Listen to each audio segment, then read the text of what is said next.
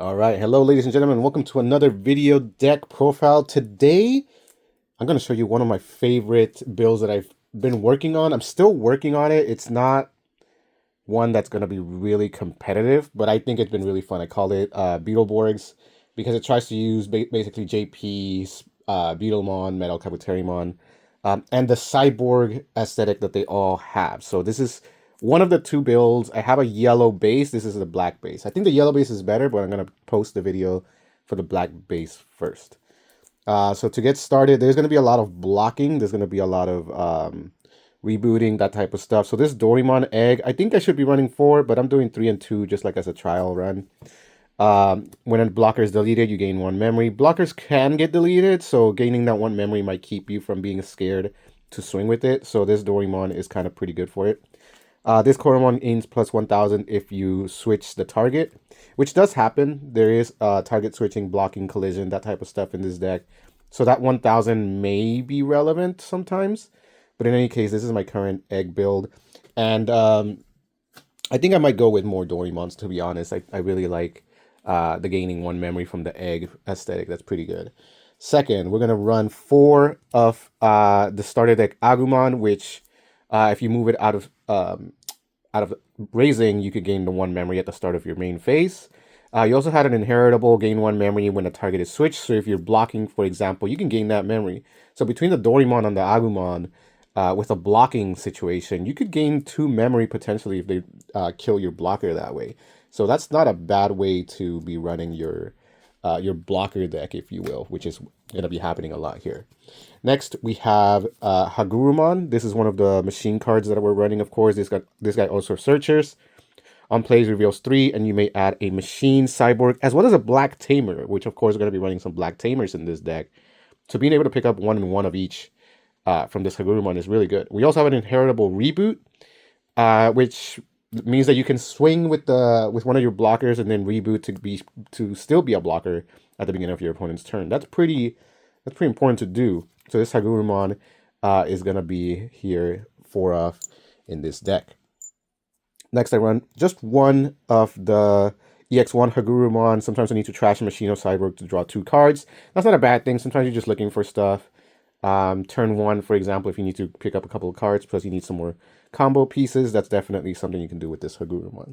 And for the fact that we have multiple Hagurumons, I could probably try to run more Hagurumons, but here we have Hagurumon X antibody, which on top of your regular Hagurumons will pop out a token Kohagurumon, which is a blocker and a decoy. So the token can't attack, but the blocker decoy could come in handy if you block. Maybe you'll trigger one of the other inheritable abilities. There's also an inheritable blocker, which sometimes you might need. Sometimes you don't have a natural blocker on the field, as well as the Digivolves for free off of Hagurumon, so you can draw another card. This one adds to your draw ability. It puts basically a blocker / decoy on the board, and if you Digivolve on top of it, that Digimon will definitely be a blocker at that point, which is really nice to have. Next, we run 2 Airdramons. We do run Marvin Jackson. So getting those Marvins out for with the Airdramons when Digivolving ability or on playability, and de-Digivolving on top of that, it's a really nice situation to have. But we don't need it a whole lot. This is a level 4 that could have blocker with the right Hagurumon. It could have reboot with the other Hagurumon, or it can gain. You could have the inheritable Agumon under it to gain the 1 if you switch an attack. So this is pretty nice to have. And of course, Marvin Jackson is actually a big card in this deck. So to get it out for when Digivolving would be really nice. There's also an inheritable reboot, which may or may not come in handy. Still to test more out for that. Not crazy about it though, but it's fine. I run 3 Sephiroth. You may place a level 4 or lower hybrid under to trigger that ability. To trigger the on-play ability. That's not bad. There's going to be several on-plays from the hybrids that we're going to run in this deck. And the more we have, the better. Sephiroth with Mercury do become Shadow Seraphimon, which is really nice to have. So if you can set this up with Mercurymon, you threaten a Shadow Seraphimon ace with that setup. And of course, being able to trigger additional on-play abilities, especially from your trash. This card does work off of your trash, right? So that's a really nice situation to have, to be able to trigger on plays from the trash if you've already used your hybrids. 2 Mercurymons, again, we need to be able to trigger this. I think we might want to run 3. This is still a work in progress. But this card cannot be returned to the hand or deck by effects. That's pretty solid. So this body just stays on the boards basically, unless your opponent DP reduces it or something like that. You also have an inheritable. On your opponent's turn, gain plus 2k. Not bad. Of course, it's a black hybrid, so it'll digivolve off the black tamers, which we run a lot of. So we are doing pretty solid with that. Next, the Beetle itself. Beetlemon, you got to run 4. It digivolves off of JP or Metal Kabuterimon for 0 if you need it. Till your opponent's turn, this Digimon can be deleted by effects. It's very well protected, especially if you have the jamming from Marvin, which we'll talk about later. And then you have, when attacking, this Digimon may digivolve into a black or yellow Digimon with hybrid in the hand for the reduced cost of 1. That can come in handy if you have Metal Kabuterimon, which we'll talk about in just a second. You can de-digivolve your opponent, or you can go into a level 5 for cheaper as well. That also works. The inheritable, all turns when the Digimon would leave the battle area other than by your effects, you may play a tamer with inheritables. So the fact that we have a lot of tamers with inheritables in this deck means that Beetlemon with metal on top of it, because it needs to have something on top to gain this inheritable, will just put back a tamer on the board, which is really nice, because then you could just continue to go into your hybrids with that situation. So this Beetle is super key for this deck to run the way it wants. Of course, we also need 4 of the Metal Kabuterimon, which when digivolving or on play, de-digivolves. So this gets to trigger off of the Sephiroth, which we talked about earlier.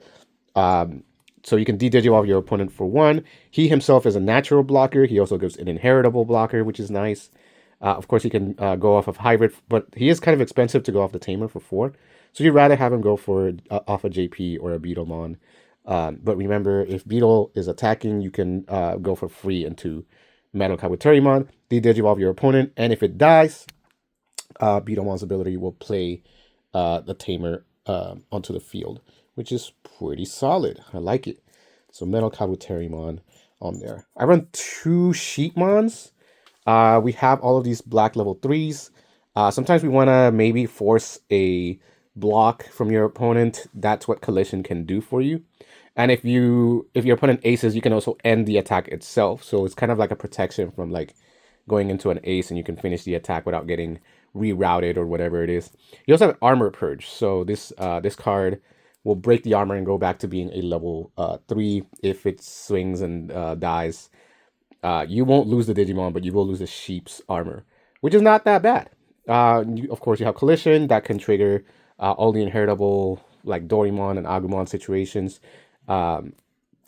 It's pretty cool. I really like Sheepmon in this deck. I think it works really well. He's expensive to digivolve into for 3, but you know, it still works pretty well.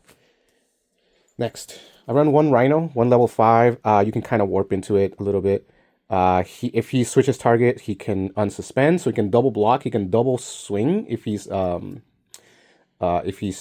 blocked by your opponent. Inheritable is really nice. One of your opponents is going to get minus 4,000 when attacking. And you can, of course, put Rhino and Beetle under a JP to go straight into Rhino, which is pretty good.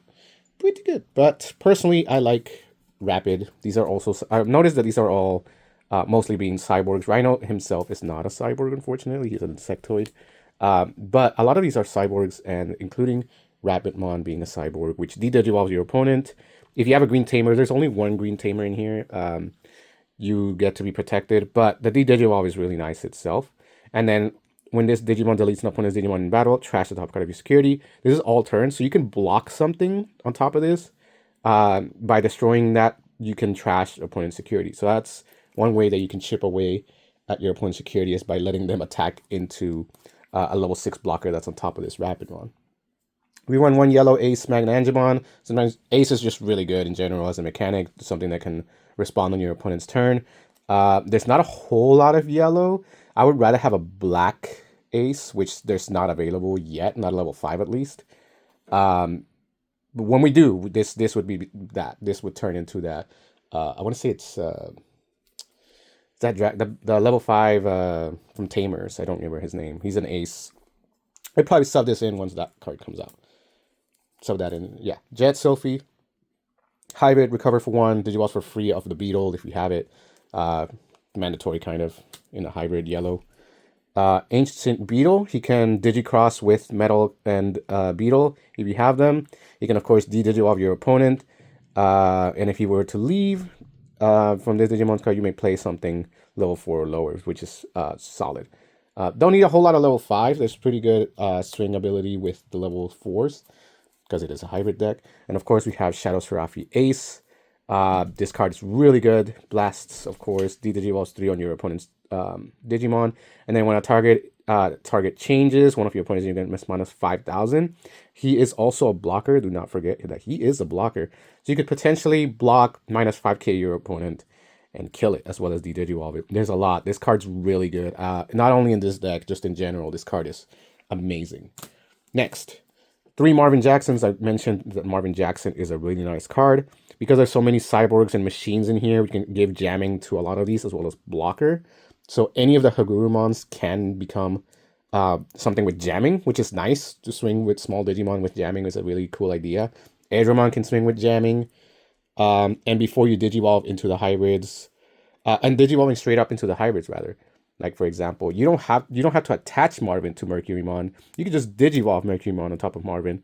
But however, it won't gain the traits because it only does it while the Digimon has Machine or Cyborg.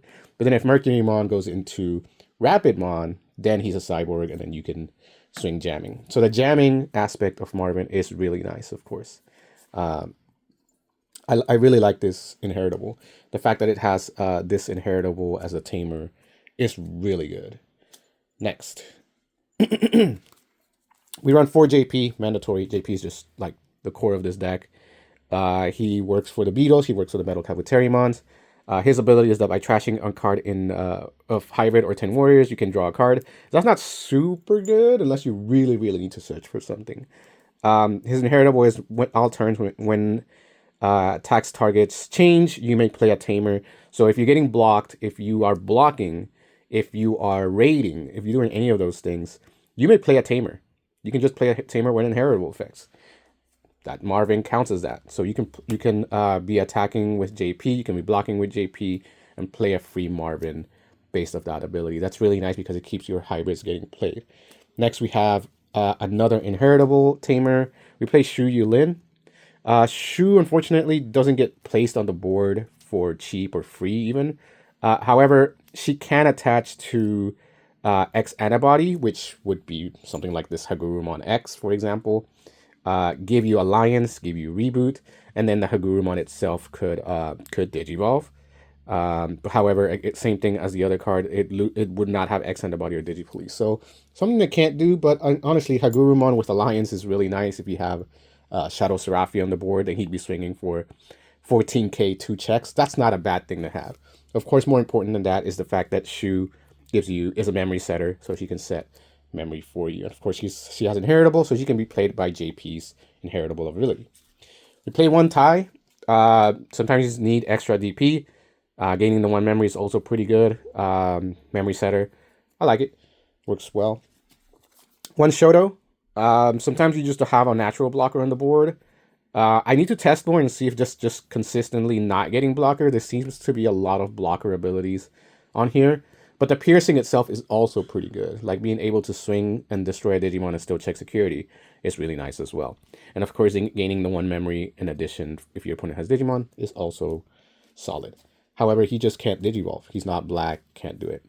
2 Trident Arms, Digivolve 3 and force your opponent to attack and block it. That's a really good, cool ability to have in this deck, to be able to block your opponent's level 3 or level 4 weak Digimon with your blocker, steal some memory, destroy Digimon, clear board, that type of stuff. Trident Arm's really good.